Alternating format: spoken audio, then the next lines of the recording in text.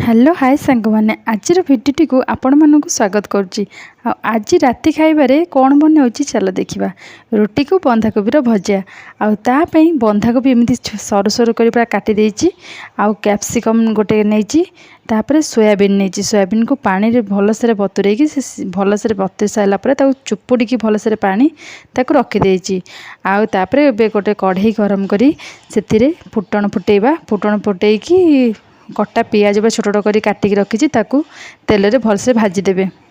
पियाजटा नाली हवा पर्यंत भाजी सारापर रखिदिया बंधाकोबी को आधे पकईदेवे। आउ एमती गोटे आलू रखी छोट छोट कर काटिदेछि भलसे धोईकी आधे पकईदेवे।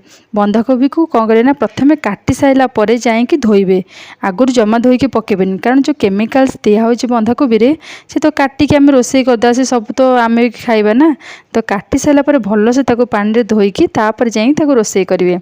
बंधाकोबी तो लुण पकई गोली देती सी भी टे सारापर सांखी सारापर तापर कैप्सिकम आउ सोयाबीन जो रखी कौन करना पकईकी भलसे मिक्स करदे तापर ताको कभर करके किसी समय सिझापी छाड़देवे।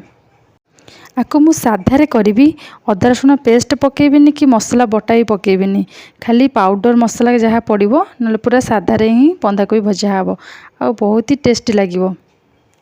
ये तो टे सीझी आसलानी एवं कौन करना मझे टे एमती खाल करके रखिदिया कटा बिलाती को आधे पकईदेवे। तापर एथिरे हल्दी गुंड गरम मसला धनिया पाउडर आउ रहा लाल मिर्ची पाउडर आपन चाहिए कंचा लंका हो शुखला लंका हो किसी पकई पारे राग अनुसार लंका पकई पारे आपड़ जी राग कहती से हिसाब से लंका पकई पारे। सब मसला तक पकई सारापर ताकू कौन करेंगे ना आउ किसी न करिकी साइड टे पानी देकी भलसे घोड़ी देवे। 2 मिनट पर देखिए बिलाती भलसे सीझी जाइए भलसे कषिकी से को कोबी सहित पूरा गोलैकी मिक्स करदे।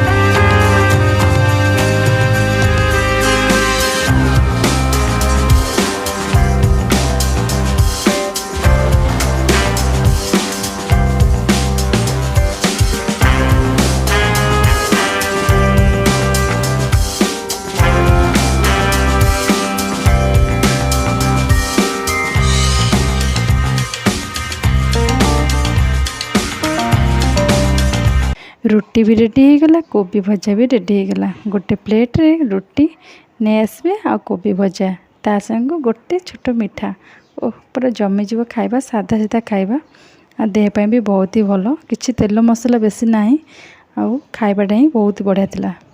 आपण मानू आज वीडियो यदि भल लगे निश्चित भाव लाइक शेयर एंड सब्सक्राइब करदे आ समस्त शेयर करंतु। आम चैनल को जाइए मोर सब वीडियो देखंतु। जय जगन्नाथ।